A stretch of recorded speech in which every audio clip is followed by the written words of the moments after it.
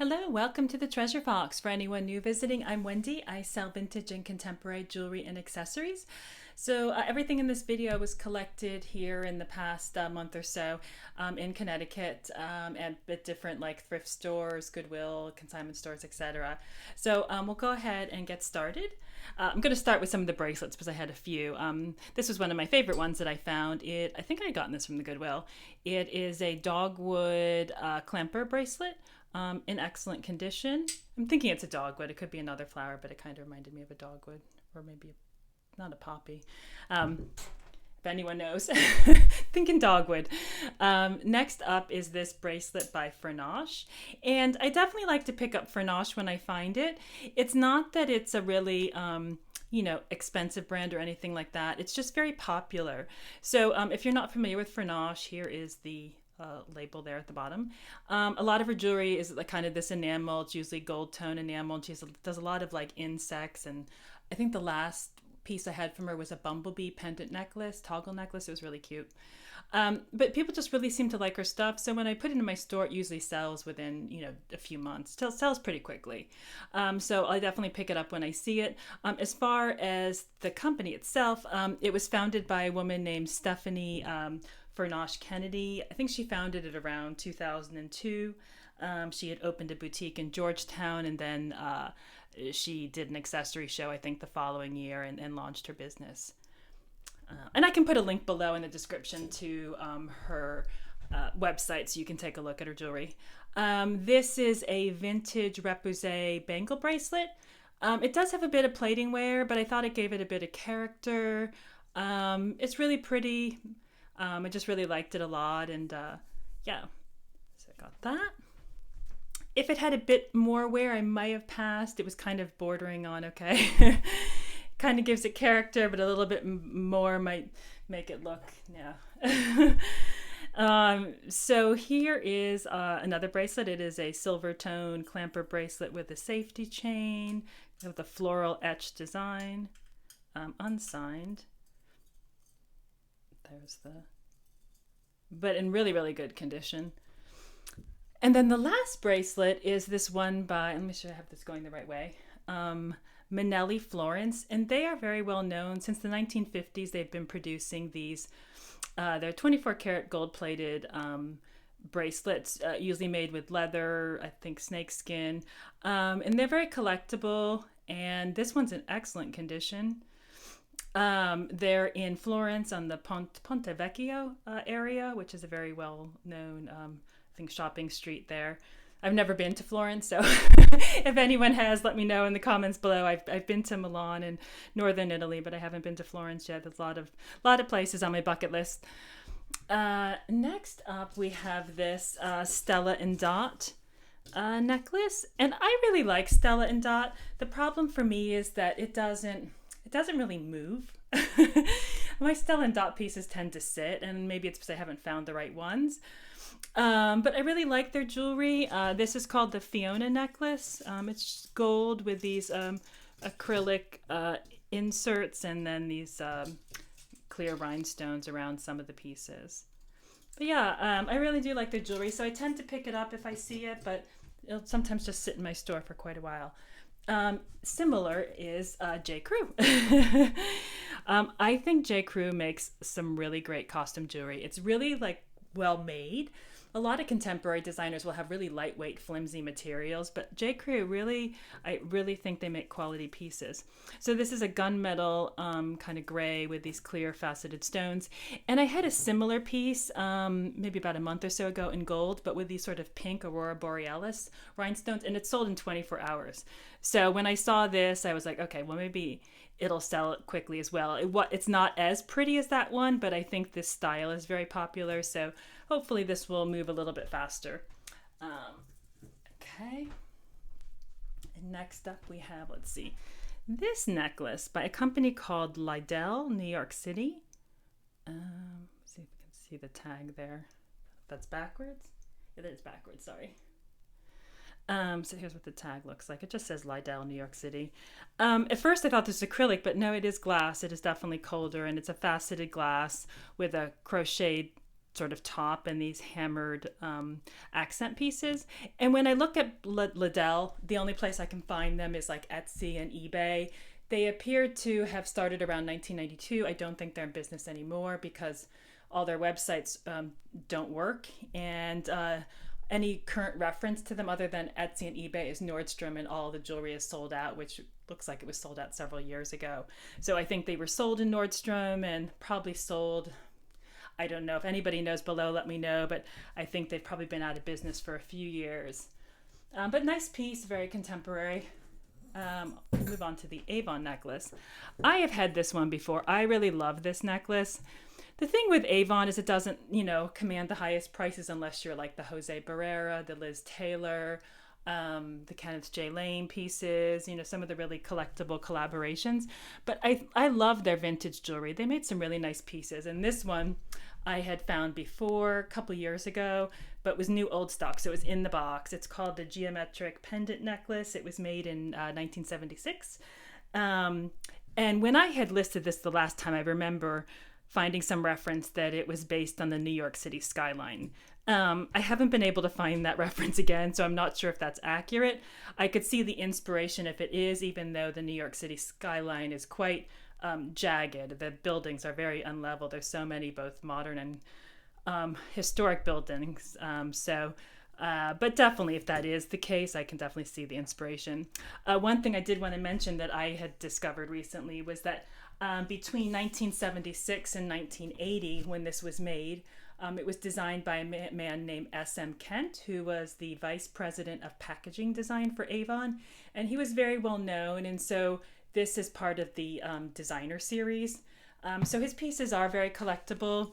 And this one, given that it was made in 1976 and it's not brand new, is in really good condition. There is some, like a few scratches and stuff, but since it's a very shiny plating, it held up really well.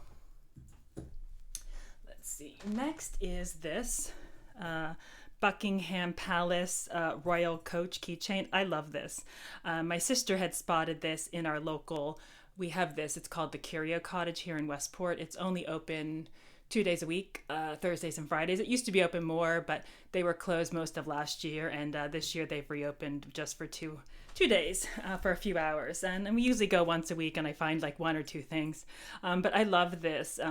I love this keychain. It's just really cute. And it looks brand new. I don't know if these are still currently made or this is actually a vintage piece. I'll have to do a little bit more research. Okay, and then we have this necklace, which is a little bit of a mess, Art Deco style pendant necklace, and it's black enamel with these clear rhinestones, and it is contemporary. It's got the lobster clasp. I just like the look of it. It is unsigned, and it's in very good condition. I had to clean it a bit. I do clean all my jewelry, in case anybody's wondering.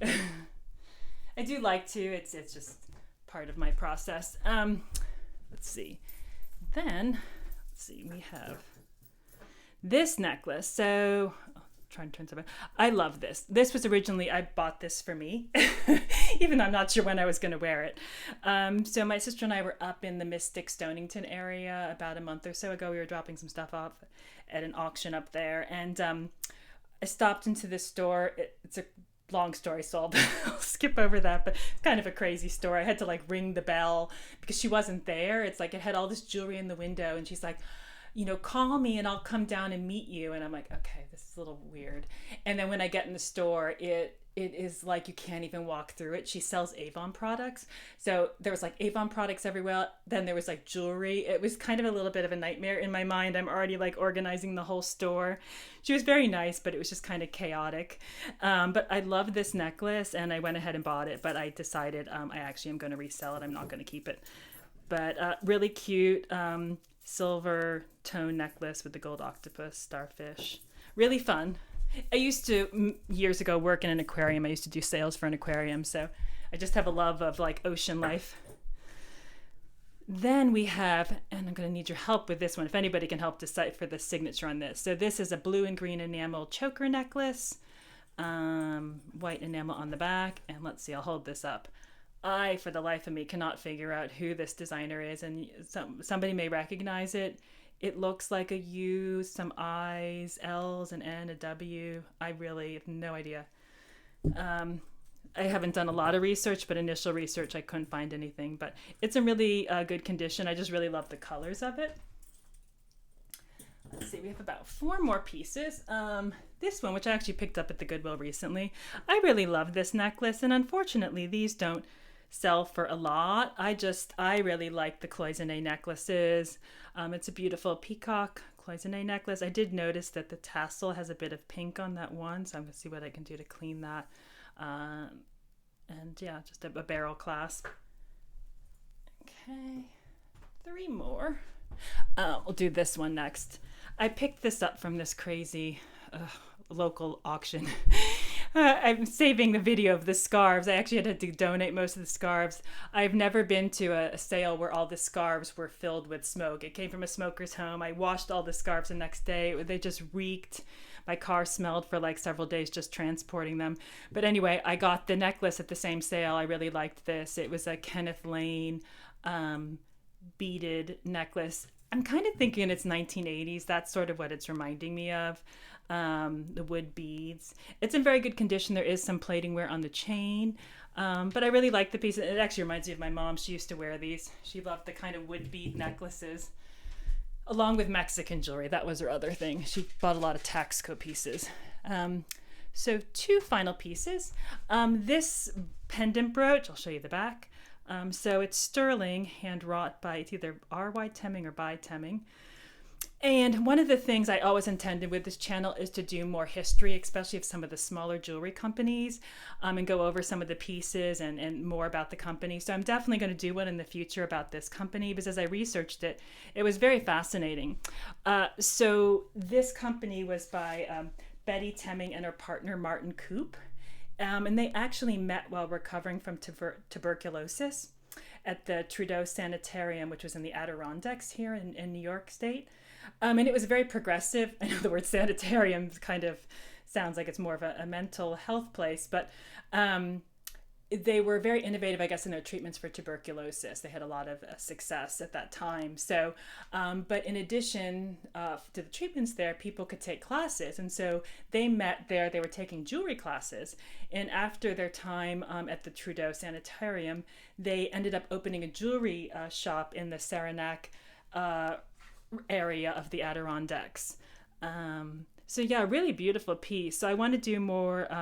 I'll do a video about them in the future, and I've got some others in mind. They're just a little bit more involved. So, and then my last piece is this one, which I know it doesn't look exciting, but for me, it's more of a personal connection. So it says hand-carved redwood burl from California with the $2.95 price in the corner. I'm thinking this is from the 1960s, judging by the chain. And this is from the Muir Woods National Monument. And I know that it was collected from wood in the region, not from Muir Woods itself. So I was born here in Connecticut, but after college I lived in New York and then moved out to California, and we're back here in Connecticut again. But I lived in Mill Valley, and I lived near Muir Woods, and I also used to work in the native plant nursery there as a volunteer for about a year or so. And if you've never been to Muir Woods, it is so beautiful.